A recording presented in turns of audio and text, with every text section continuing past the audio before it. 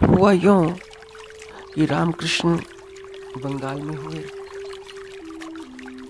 और रामकृष्ण अस्तित्व की एक ऐसी कृति, ऐसी ऐसी अद्भुत कृति कि जैसे कर्ता पूर्ण रूप से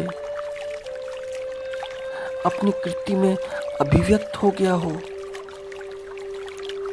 रामकृष्ण का स्वभाव बड़ा बड़ा शर्मीला, उनका स्वभाव बड़ा बाल सुलभ, जैसे बच्चों का। तो कोई नया परिचय हो, कोई नया आ जाए, कोई बाहर से, तो बड़ी हिचकिचाहट,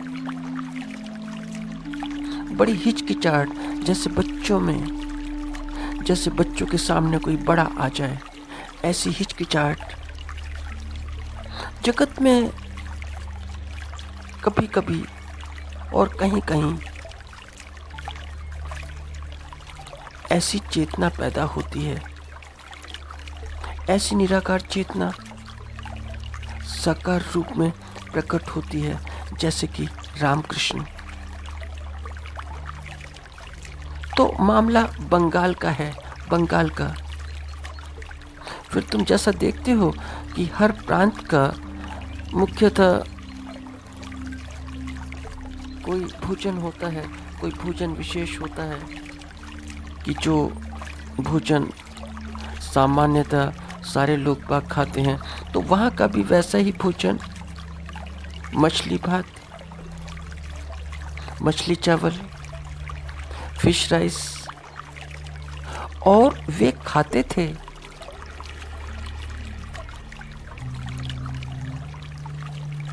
तो कुछ लोग जो उनके प्रेमी थे, कुछ ही होते हैं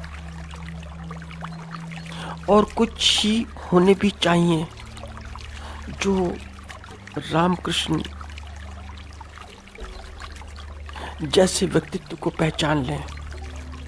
कुछ ही होने चाहिए, इतने भी बहुत कि जितनी हाथों की उंगलियां, वे भी बहुत,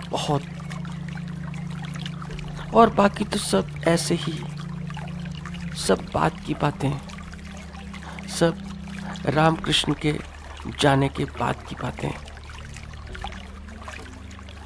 और रामकृष्ण मुखर नहीं, रामकृष्ण कोई वक्ता नहीं, उनकी कोई भाषागत शैली भी नहीं। बड़े साधारण, बड़े सरल, बाल स्वभाव, बड़ा बाल स्वभाव। तो यहाँ पर यह बात इसलिए याद रखनी चाहिए कि रामकृष्ण को लोग बाग उनकी वजह से नहीं जानते। रामकृष्ण को अगर लोग बाग जानते हैं तो स्वामी विवेकानंद की वजह से जानते हैं।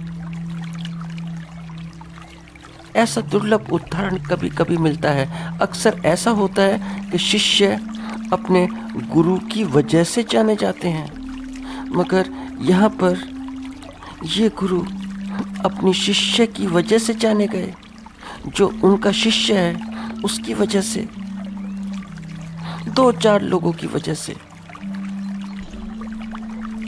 तो जगत शिष्य की वजह से ही जाना, क्योंकि शिष्य बड़ा मुखर और गुरु बहुत कम बोलने वाला, बहुत ही कम। शिष्य बड़ा पढ़ा लिखा और गुरु निरक्षर। शिष्य इतना पढ़ा लिखा कि अमेरिका में इधर टॉपिक दिया कि 0 पर बोलना है, तो इधर दिया और उधर बोलना शुरू कर दिया नॉन स्टॉप, 0 पर ही। शिकागो में विश्व धर्म सम्मेलन में स्वामी जी की वक्तृत्व शैली बड़ी अद्भुत है। बड़ा चर्चित भाषण था उनका। तो स्वामी विवेकानंद सुविख्यात हुए तो जब वे सुविख्यात हुए तो बड़ा स्वाभाविक है कि गुरु भी, रामकृष्ण भी, तो 1893 में 1893 में स्वामी जी क्या वहाँ गए कि दुनिया को पहचान हो गई कि रामकृष्ण कौन है। शिष्य की वजह से, अपनी वजह से नहीं। और ये भी सत्य है, बड़ा बड़ा सत्य है, कि नरेंद्र को स्वामी विवेकानंद रामकृष्ण जी ने ही बनाया। वे ही गुरु हैं स्वामी विवेकानंद के। तो हुआ क्या, बात क्या हुई? बात यह हुई कि रामकृष्ण भोजन में वही मछली चावल खाने का, और रामकृष्ण ऐसे कि जैसे कि कोई बच्चा खाने से पहले ही, अभी खाना बना नहीं, अभी रसोई में खाना बनता ही है, बन ही रहा है, कि 2-4 चक्कर लगाते हैं कि भूख लगी है, खाना कब तक बनेगा, और कितनी देर लगेगी। और जानते हो कि पता चला कि बाहर से कोई आया भी हुआ है, क्योंकि ऐसे व्यक्ति के पास 2-4 व्यक्ति तो मिलने के लिए आते ही हैं, कोई बाहर से। और रामकृष्ण के प्रेमी भी हैं, प्रेमी भी बहुत कम, 2-4, और वे प्रेमी ही जो बाहर से आते हैं उनका स्वागत करते हैं, क्योंकि रामकृष्ण बाल सुलभ स्वभाव के हैं, बड़े शर्मीले हैं, तो वे ही स्वागत करते हैं उनका। और वह अपरिचित है,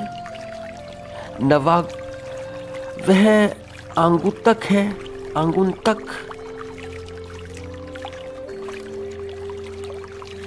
और कोई अपरिचित घर में बैठा हो और रामकृष्ण बार बार बोले कि भोजन बना कि नहीं बना, वह भी मछली चावल, तो अपरिचित बड़ा हैरान सा हो जाए,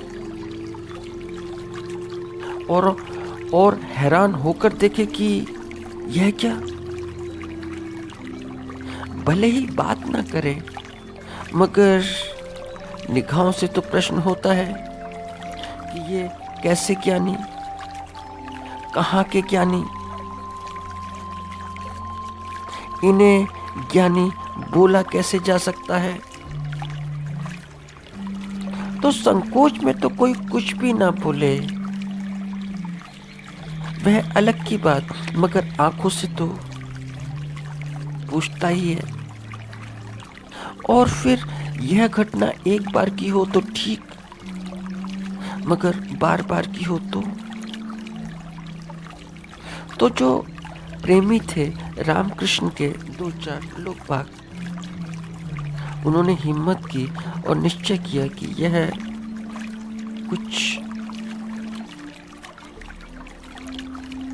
क्योंकि जिसका गुरु मछली भात खाता हो, मछली भात, और फिर बीच बीच में रसोई के चक्कर भी लगाता हो कि भोजन बनने में कितनी देर, भोजन बनने में इतना विलंब क्यों, तो उनके प्रेमी थोड़े दुविधाग्रस्त हो गए कि रामकृष्ण जी को क्या कहें।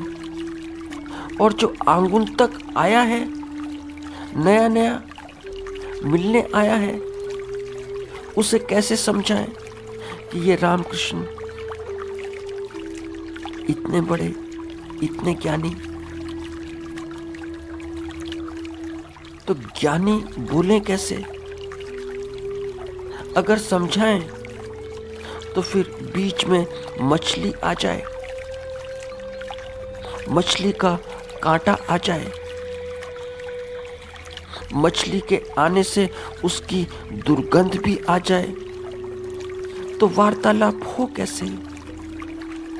तो उन्होंने निश्चय किया कि रामकृष्ण जी को समझाना चाहिए।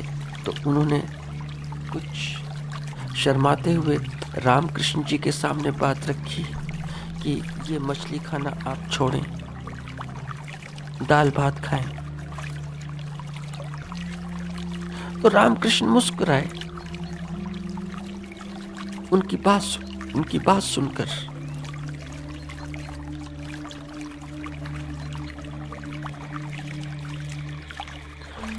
और फिर रामकृष्ण बोले कि क्या करें, क्या किया जा सकता है? संसार में यही तो एक रस शेष है मेरे लिए,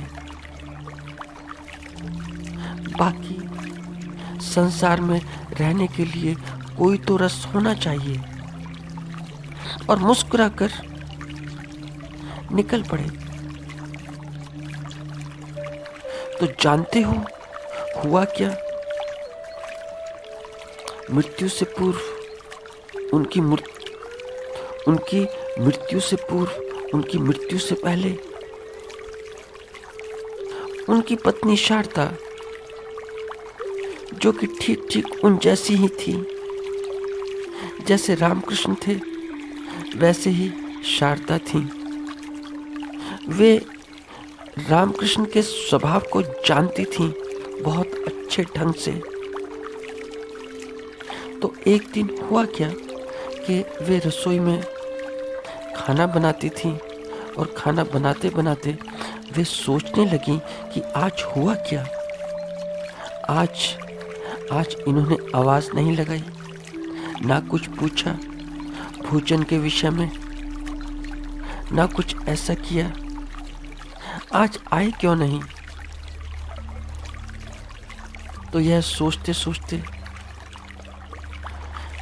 भोजन की थाली उन्होंने बड़ी जल्दी लगाई, भोजन लगाया और रामकृष्ण जी के कक्ष में गईं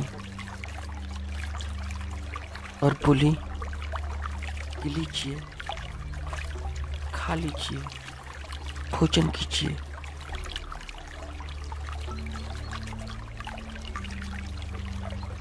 मगर देखा तो रामकृष्ण अपनी देह में नहीं थे